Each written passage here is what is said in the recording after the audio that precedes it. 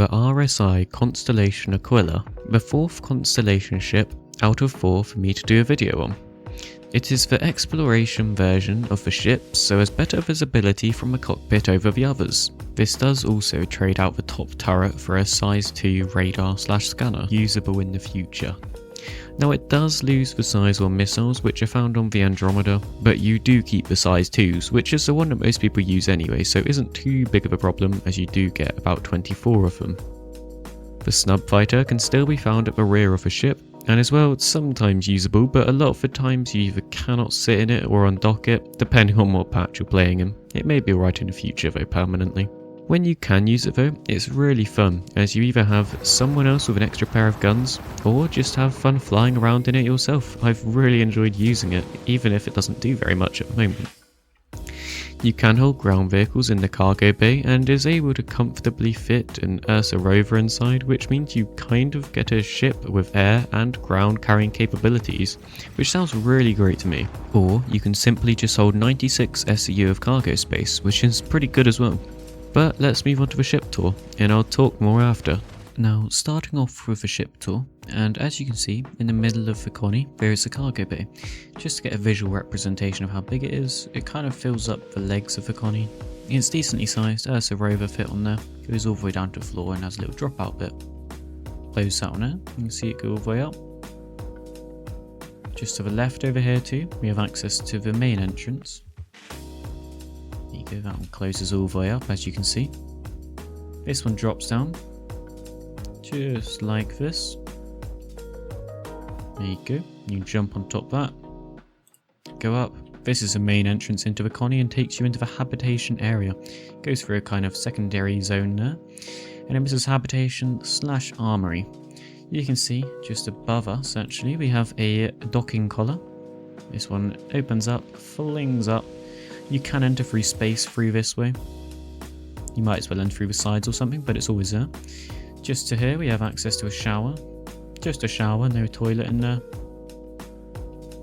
To the right of this we have access to 5 lockers. Not weapon lockers, just normal lockers. Can't use them ones just yet, but they're always there. To the right here we have access to 2 weapon lockers. You only need 2 weapons of your choice on these, which is perfect for 1 player, so that's completely fine. To the right side, or behind us actually, we have access to the seats. There's 2 seats available here, one there, one there. You can't sit on the end. We have access to 4 beds just behind us, 2 either side. So you could technically have 4 players here.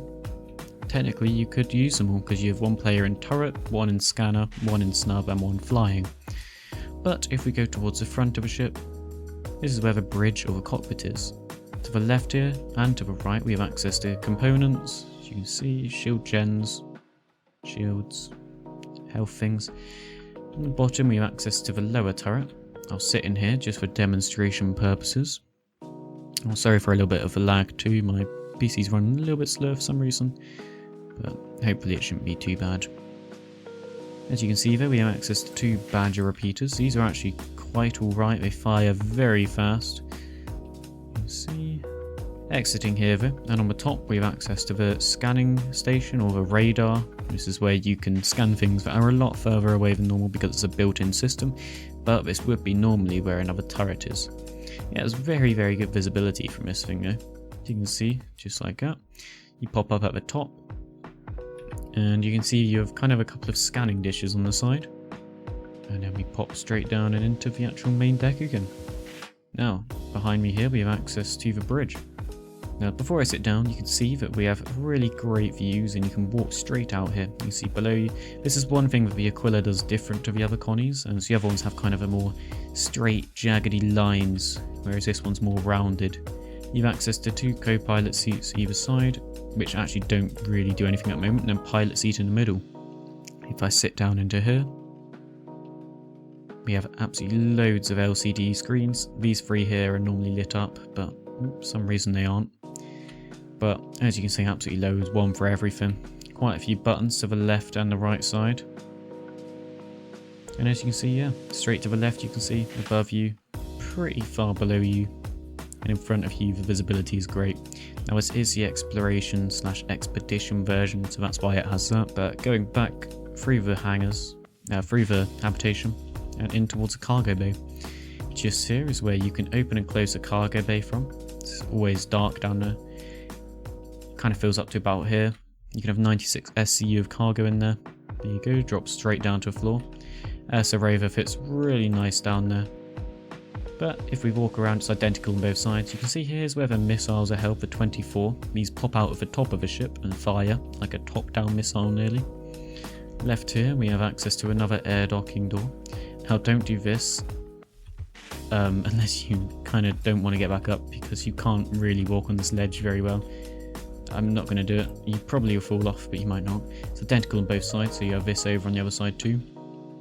You have another button just here to open and close the cargo bay, and you actually do have another button just here and on the other side here of the actual thing that drops down. More modules to the left and the right, and then here we access through just a mini room with more modules in, and then towards the snub fighter.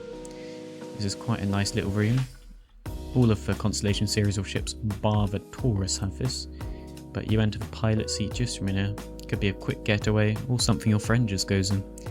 You press U to start it up, now your systems are online, or you could press the buttons down here to start it up, depending on what you're feeling like. To exit this, you just press N, and it should undock you. There you go. It pulls you down, here you go, and then the back of that is now open in the connie, so you could fall out of it technically. But it's a Kruger P-52 snub fighter. You can actually buy this one separately if you wanted to. It gets access to 2 Bulldog repeaters, as you can see right here. They're not bad actually for a snub fighter. They are very quick and recharge quite quickly. You get 1 Gatling Tiger Strike weapon. This is quite, well, this is actually really good for a snub fighter. It can pierce through armor and stuff a lot quicker. Ooh. Mind that. It's really fast. I mean, if you just watch how fast it is to accelerate with a boost on. Yeah, look at that. It's like straight to 500 instantly. Don't want to go too far away from a connie, but yeah, really fast acceleration. I think it's something like 15,000 meters or 30,000 meters, and then this little targeting symbol goes away. So you do have quite far. If you wanted to like dock this thing up on top of the planet and then go down on the snub fighter, you could. Now, to redock this, you have to press T to target the connie. So basically you press N while you're targeting the connie, and then you wait for it to accept your your docking permission. Now the whole docking thing doesn't currently work, but it's the same as if you were to be docking an 890 jump in any vehicle which you can dock to a space station. And now it's time for a price and overview of this ship. The Aquila is the second most expensive of the bunch, that being £297.6, $372 or €345.96. You cannot rent this ship, and to buy it in the game it would cost 4,926,700 AUEC from Lorville. The paints you can currently buy for this ship are on the screen now, with all the versions being usable on all the connies that you wanted to use, so all the 5 or 4, whatever you count. Now for the overview of the ship, and so it gets some more and some less features. For example, you don't get the sized 1 missiles which are found on the Andromeda, and you trade out the top remote turret for a scanning/radar turret, which will be way more prevalent in the future, but at the moment it's just a visual thing really. You do keep 4 sized 4 pilot controlled cannons, which are the M6As, and I find these ones to be really potent in combat, if you can consistently hit the target that is. And when you mix that with the missiles, it makes a lot of damage if you can use it well. Now, talking about the maneuverability of this ship, and well, it's alright, but you can definitely feel it when you try to turn at high speeds, or even just at all really. The acceleration and deceleration isn't the worst, but it's definitely not the best, and you do get a VTOL feature on the connie for when inside the atmosphere to help with, for example, fuel consumption, but these don't do anything at the moment and are just visual, but it does look pretty cool. Now, I really like the interior of this ship, and I love the fact that you can carry a ground and air vehicle. Even if they are not the biggest ones or the best ones, they're still really fun to use. I think at the current time of recording, unless you want better visuals in the cockpit, it's really not worth the buy compared to the Taurus or the Andromeda or the Phoenix if you're feeling pretty luxury, but you can rent that one anyway. As they all do the same stuff, but they just kind of have it better than the Aquila. But that is just my own opinion, and it could be differing in yours. But I would say that's it for the video, so that's me, Duffer, out.